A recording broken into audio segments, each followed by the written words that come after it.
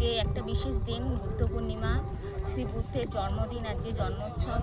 আজকে আমরা একটা নেচার অফ দ্য ক্যানভাসের তরফ থেকে একটা স্যান্ড আর্ট আমরা এখানে আয়োজিত করেছি। এখানে তাও 15-20 জন আর্টিস্ট মিলে এখানে বিভিন্ন প্রান্ত থেকে বিভিন্ন আর্টিস্টরা এসছে। এখানে আমরা এক জায়গায় সমবেত হয়ে বুদ্ধদেবকে ডেডিকেট করে আমরা একটা আর্ট করছি, স্যান্ড আর্ট করছি। কি বার্তা দিতে চেয়েছেন?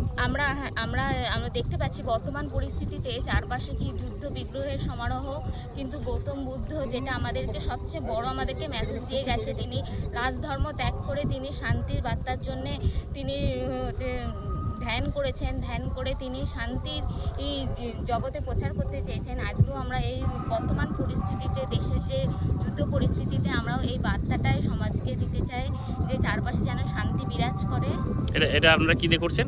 এটা আমরা সমর্থতায় বালি দিয়ে আর আঠা দিয়ে স্যান্ড আর্টের ওপরে। বালি দিয়ে কেন?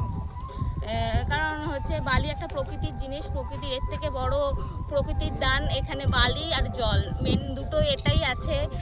তাই হচ্ছে প্রকৃতি কেন্দ্রিক পুরো জিনিসটা হচ্ছে। আমরা এখানে প্রায় 15 থেকে 20 জন আর্টিস্ট মিলে কাজটা করছি। এটা একটা স্যান্ড আর্ট। আজ বুদ্ধ পূর্ণিমা, আমরা চারিদিকে দেখছি যুদ্ধ বিগ্রহ লেগে চলেছে আমাদের ভারত, পাকিস্তান, ইসরায়েল, বিভিন্ন দেশে, এবং শুধু দেশ নয়, আমাদের সমাজের মধ্যে সবসময় একটা যুদ্ধ রব রয়েছে। তো আমরা গৌতম বুদ্ধ উনি ধ্যান করতেন এবং শান্তির প্রচার করে গেছেন, বার্তা দিয়ে গেছেন যে উনি একজন রাজ পরিবারের সন্তান ছিলেন এবং তিনি রাজধর্ম পরিত্যাগ করে সন্ন্যাসী ধর্ম গ্রহণ করে তিনি আজকে শান্তির প্রচার করে গেছেন গৌতম বুদ্ধ। তো ওনার আজকে জন্মদিন, আজ বুদ্ধ পূর্ণিমা, ওই জন্য আমরা এখানে বেশ কিছু আর্টিস্ট আমরা চাইছি যে সমাজে শান্তি ফিরে আসুক, সেই বার্তা নিয়ে আমরা এই কাজটা করছি। আর আমরা এই কাজটা সম্পূর্ণ বালি দিয়ে করছি, স্যান্ড আর্ট। এটা আমরা একটা মিডিয়াম হিসাবে আমাদের গৈতানপুর চরমানাতে এটা আমরা এই স্যান্ড আর্ট করছি। বর্ধমানের এই দামোদরের যে বালি, তো বাসে যেতে যেতে আমরা রোজই দেখি, কর্মসূত্রে এদিক ওদিক যাওয়ার ক্ষেত্রে দামোদরে বেরোতেই হয় এই ব্রিজ, এবং চারিদিকে শুধু এই বালি দেখে দেখে আমাদের যে শিল্পর কথা মনে পড়ে গেছে। এবং আমরা বেশ কয়েক বছর ধরেই এই দামোদরের চরে বেশ কয়েকটা কাজ করেছি। বিগত 2 বছর ধরে রঙ্গজীব কাজটাই প্রথম শুরু করেছে, আমরা তারপর থেকেই অনুপ্রাণিত হয়ে আমরা এই কাজকে ধরে রাখছি এবং আগিয়ে নিয়ে যাচ্ছি। তো আজকে বুদ্ধ পূর্ণিমার দিনে আমরা সকল বন্ধুরা এই ন্যারেটিভের এই নেচার অফ দ্য ক্যানভাসের সকল বন্ধুরা মিলিত হয়েছি। প্রায় আমরা 20 জনের মতন আছি।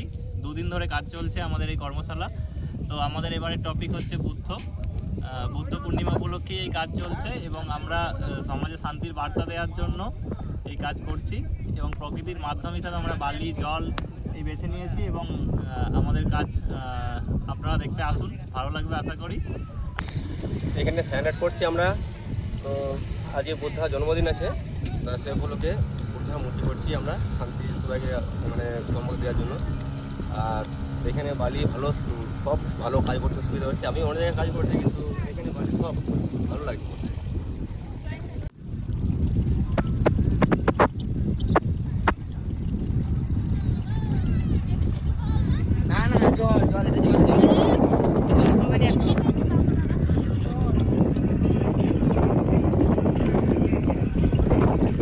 নমস্কার, আমি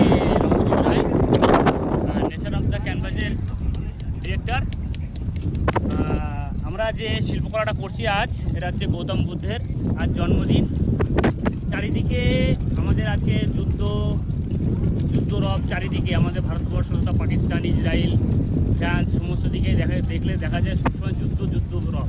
তো আমরা চাইছি, গৌতম বুদ্ধ নিজেও শান্তির জন্য প্রচুর ধ্যান করে গেছিলেন, শান্তি প্রতিষ্ঠা করে গেছিলেন সমাজের কাজে। তো উনি নিজে রাজধর্ম পরিত্যাগ করে সমাজে শান্তির জন্য একটা বার্তা বহন করে গেছিলেন। তো আমরা এই শিল্পকর্মের মধ্যে দিয়ে আমরা বেশ কিছু আর্টিস্ট আছি, আজকে প্রায় 15-20 জন আর্টিস্ট, এবং আমাদের স্টুডেন্টরা এখানে অনেক স্টুডেন্ট এসছে, নবদ্বীপ, এবং আমার বন্ধুরা এসছে কৌশিক কোলে, আরামবাগ থেকে, জীবনানন্দ, দুর্গাপুর থেকে, এরকম বিভিন্ন আর্টিস্ট এসে আমরা এই কাজটা করছি। আমাদের এই কাজের মেন উদ্দেশ্য, আমরা শান্তি বার্তা দিতে চেয়েছি যে সমাজে যে যুদ্ধ বিগ্রহ চলছে, এইটা আমরা শিল্পের মধ্যে তুলে ধরছি যে গৌতম বুদ্ধ যেমন শান্তি প্রচার করেছিলেন, সেইটা যেন আবার ফিরে আসে আমাদের সমাজে। এটাই এই লক্ষ্য নিয়ে আমরা এই কাজটা করছি। কাজটা আমরা 2 দিন ধরে করছি নেচার অফ দ্য ক্যানভাসের ব্যানারে।